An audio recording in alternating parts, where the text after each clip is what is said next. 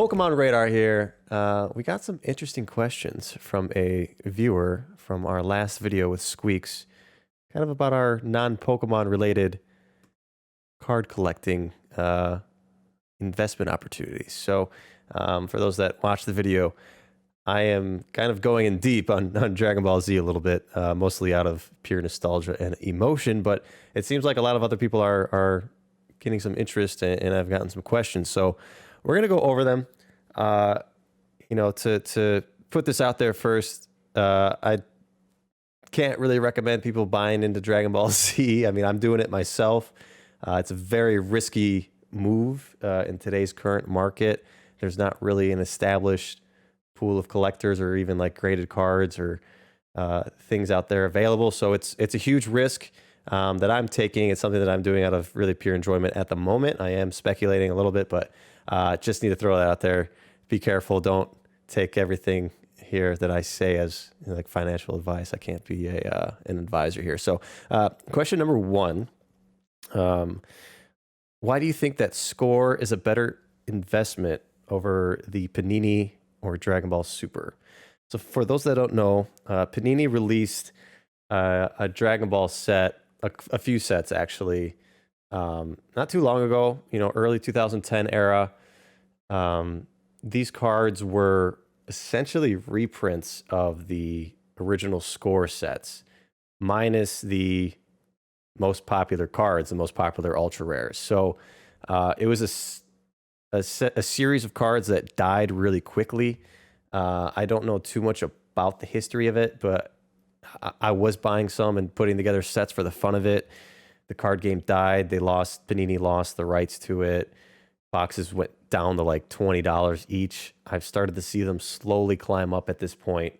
But I don't really see a great opportunity to buy into Panini at the moment. It's just really just not that great of a series. Sure, if you want to open up some cheap packs, go for it. But essentially, Squeaks actually mentioned it was like the base set 2, basically, of Dragon Ball Z, and it's just awful. So I would stay away from that unless you're just looking for some fun to open cheap packs. You can go that route.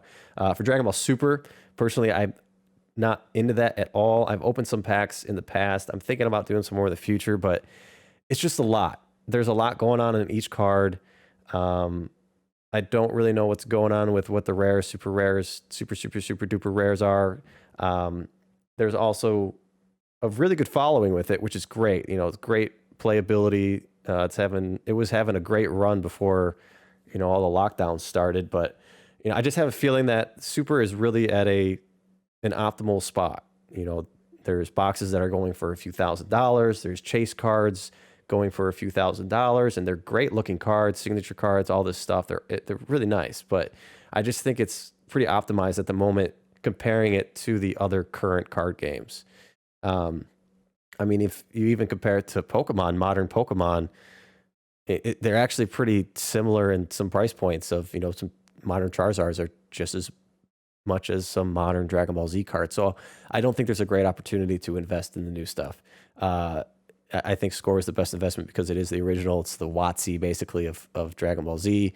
Again, this is purely kind of an emotional thing I'm going after at the moment. And as those that listen to the video, I'm not the most analytical person. I go based off of intuition and personal taste. So I just have this intuition that Score is going to be a great mover here soon. Number 2, do you think DBZ is hurt by several card games being available for people to dump their money into? I wouldn't say so. I think it's, again, Pokemon is the kingpin here in collectible card games, and it's going to inherently just kind of bring everybody along with the ride. Pokemon's going to be the first thing that people see or want really when they find cards again. I just think Dragon Ball Z is a great alternative, a cheaper alternative at the moment to put some money into for nostalgic reasons. And if you do your research and look into it, you might see what I see or have that intuition that I have and possibly find an opportunity in some certain cards or sets to build a position on.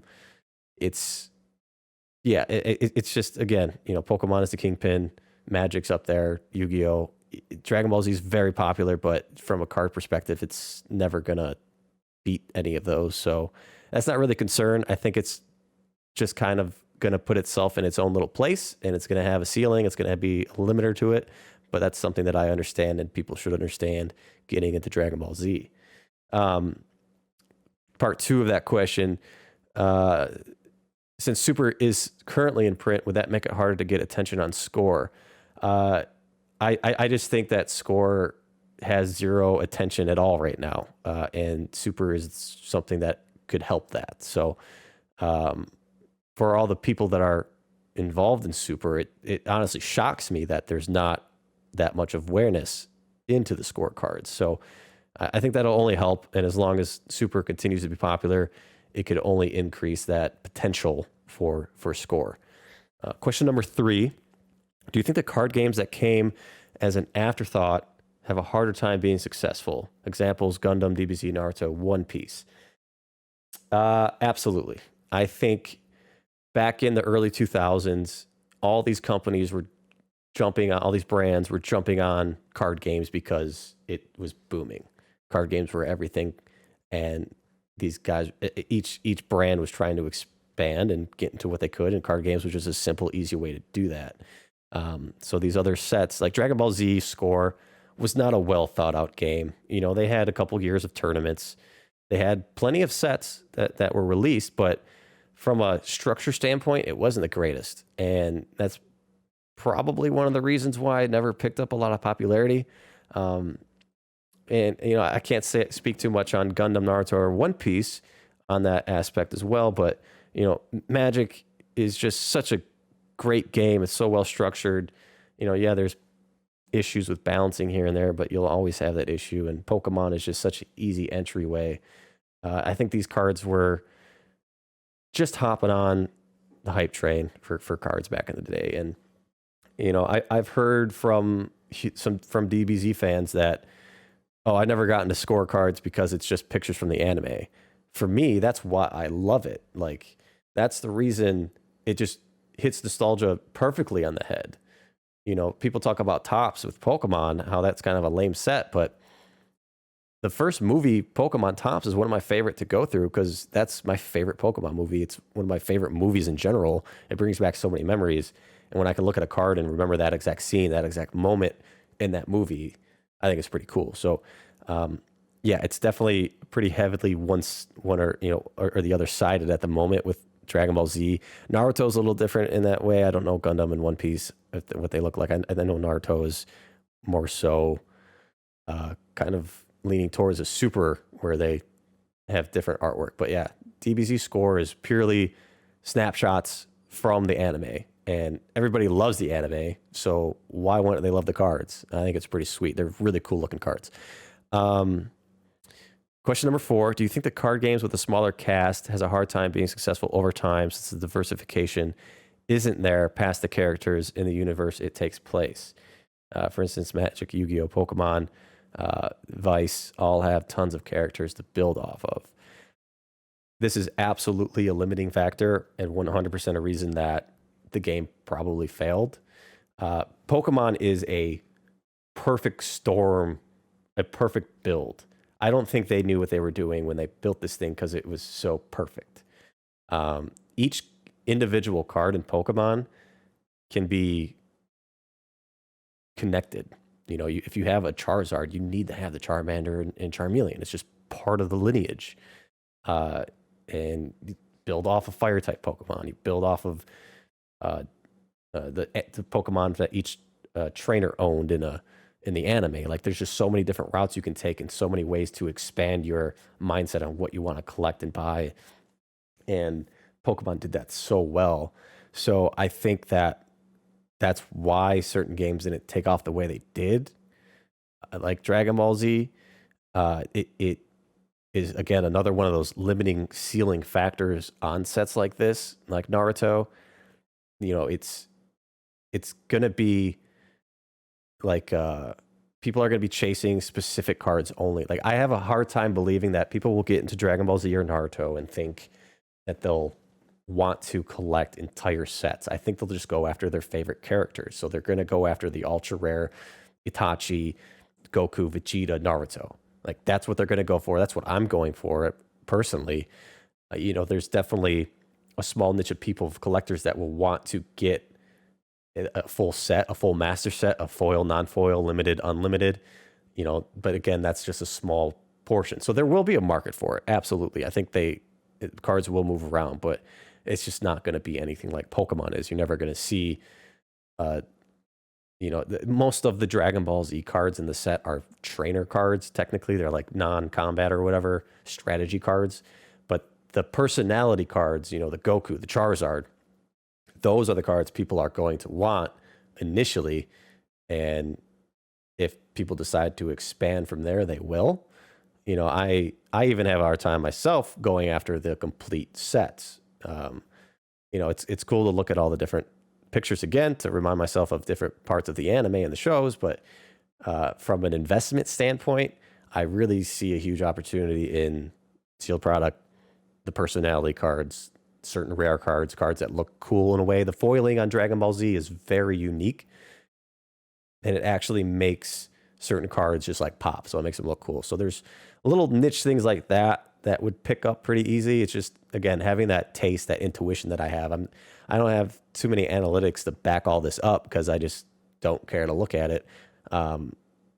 But yeah, that's kind of how I feel about Dragon Ball Z and Naruto and these smaller CCGs.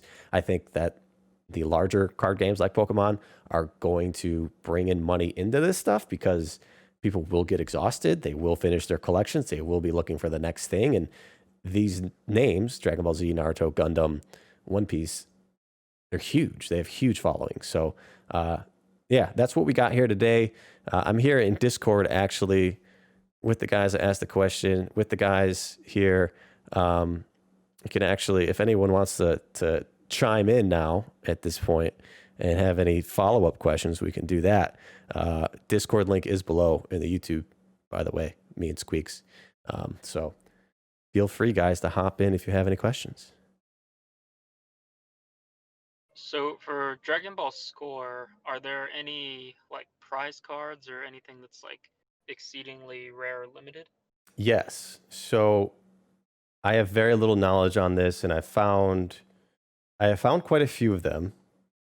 Like I've got top 16, top 32 world champion cards. Although it seems like they've been readily available for the past few years since I've been buying. I haven't looked into the numbers of distribution, into the numbers of attendees really at these events, but I know there's one specific trophy card that I believe there's like 3 copies of that is incredibly rare. But yeah, there are some trophy cards. My thoughts on that, though, with Pokemon, there's so many different promos, so many different stamp cards, so many different tournaments that it is a rabbit hole that people can go down and collect a huge set of. With Dragon Ball Z, there was, I believe, 2 years of tournaments. And within those 2 years, there were a few promos, a few of these top 16, top 32 cards that it won't be as fun, I guess, to dive into. It'll end quicker. So that's my concern on that end with Dragon Ball Z and even Naruto. If I don't know if they have trophy cards like that, but it's something that will be fun to collect and slightly attainable at this point from what I see, but it'll just kind of end quickly. Like it won't just like be an ongoing thing. If that makes sense. Yeah, that makes sense. So would you say that Dragon Ball Z is kind of the first thing that you're mostly into from a collecting standpoint? You mentioned that you weren't really planning on doing a ton more research on the topic in general. Yeah, I've got a few friends now that have discovered it, and I think that is motivating me and driving me to do more research on it, to find information on this. Because in the past, when I really tried to do it, I hit just a wall of information, basically. Like when I got into Pokemon, I was able to get to E4, find this forum with all this information with all these people. All I could find in Dragon Ball Z was a dead forum with no new posts, with not a lot of information to take in. But recently I've been talking with some Facebook groups and some longer invested collectors, I guess, about this stuff to get their sense on it. And that's starting to pick up a little bit more information. So I am doing the research at the moment. I'm trying to figure it out, and I'm working on building my main collection at the moment. But I'm also picking up as many duplicates as I can of specific cards that I have my eye on, specific boxes that I have my eye on, in order to build a position for the future to either sell to obtain things that I don't have right now, because there are some things that are very, very hard to find and or very expensive from the times that they have popped up. So if I'm able to build up extras, I'll be able to use that as trade bait, or um, to sell and hopefully make this collection free at some point. Yeah, you brought up a good point about not having a ton of data on Dragon Ball Z, because in Pokemon we're kind of spoiled in the sense that we have so many people that almost act like gatekeepers of knowledge, where they'll write articles and like collect a lot of historical data, scans of magazines and stuff, Mm-hmm. and that's not really available in a lot of other TCGs. I think other than Magic and Yu-Gi-Oh has a little bit of it, but by far Pokemon has so much information available. Right, and one of the reasons that I got into Dragon Ball Z more heavily now is because I've exhausted that information. There's only so many times and so many people you can ask, what's the print run of base set? How was this made? How was that made? No one actually knows. There's a lot of stuff that we don't know and probably will never know. I hope that I can get like an ex Wizards of the Coast employee on the podcast at some point to ask these questions. And from what I know, they don't know either. So that's one of the reasons that I kind of shifted out of Pokemon a little bit right now, just for that chase of knowledge. It's fun. It's hopefully going to be enjoyable with Dragon Ball Z, but I don't expect it to be as in depth as Pokemon is, because again, it's a card game that died in 2003, 2004, and actually a little bit later because GT. So I think maybe 2005. So yeah, a card game that died, and there was a small community of collectors still, but no one really seems to have brought in that information that they have with Pokemon. Yeah, that's fair. So if you found out that there actually just was a massive print run, we'll just say like 4 or 5 print runs of 10,000 boxes for each set, and a Wizards of the Coast employee told you that they exist, would that put you off of Score? That there might just be tons of product laying around it somewhere?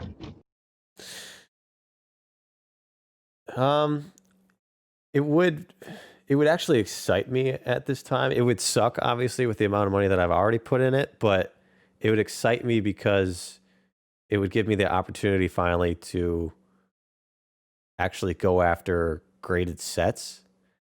So this is one of the biggest problem with what I'm finding with Score at the moment. Whatever card manufacturer they used was terrible. I mean, cards from the packs would at best get PSA 8s.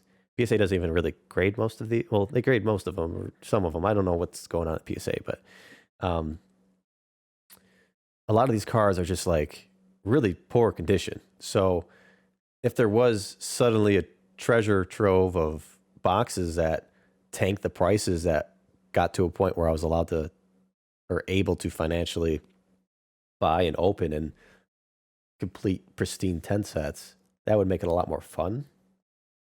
It also might potentially increase the market for that fact. So I'm kind of hoping somebody finds a bunch of this stuff.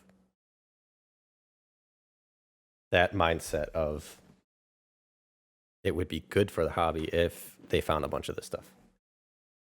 It would be good for the hobby, but I think it would be very bad for any future value, short of like the trophy cards that you were talking about. Mm-hmm. The reason I asked about trophies is because Dragon Ball Super has these really cool trophies that I even considered buying, where the world's trophies are metal. They're printed on metal plates. Yeah, those are cool.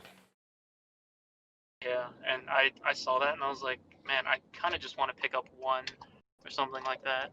Yeah, I thought about that a while ago too, but I just wasn't sure about it and never did.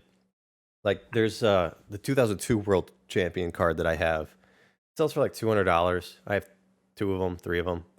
Other people have multiples of them. I don't understand. It must have just been a huge sheet.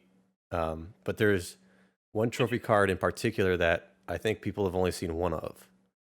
And it's, I think, the World Champion 2003. And it's Super Saiyan 3 Goku.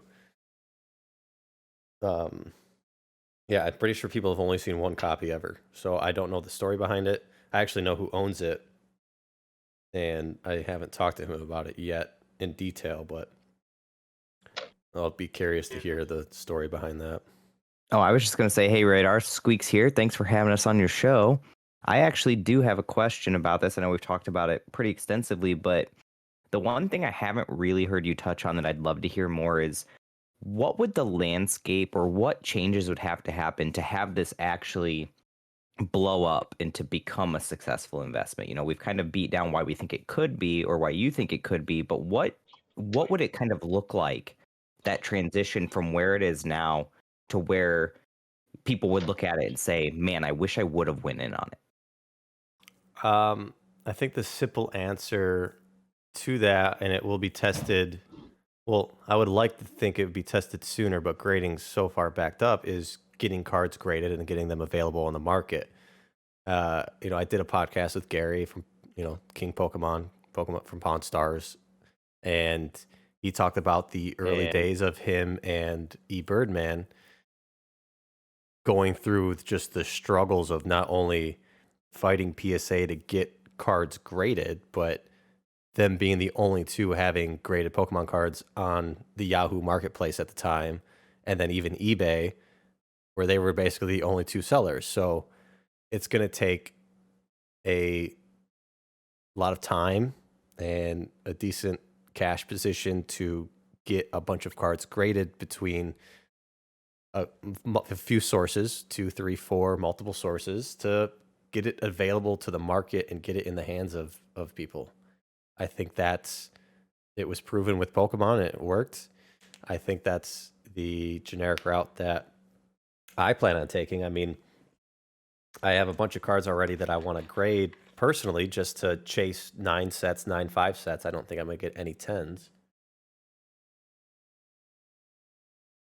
So once I do that, I'll put some of my doubles available for sale and see if the market takes to it. And then, of course, any influencers getting involved, but that's a shot in the dark. That took Pokemon 20 years to have Logan Paul make a video about it. So who knows? Those guys like Dragon Ball Z too. Look at Jake Paul's Instagram. His thumbnail or whatever, his whatever you call it, is Super Saiyan 2 Gohan, or at least it was. I don't know if it still is. But come on, people. Dragon Ball Z is huge. So, yeah. Absolutely. Thanks for answering, man. Yeah.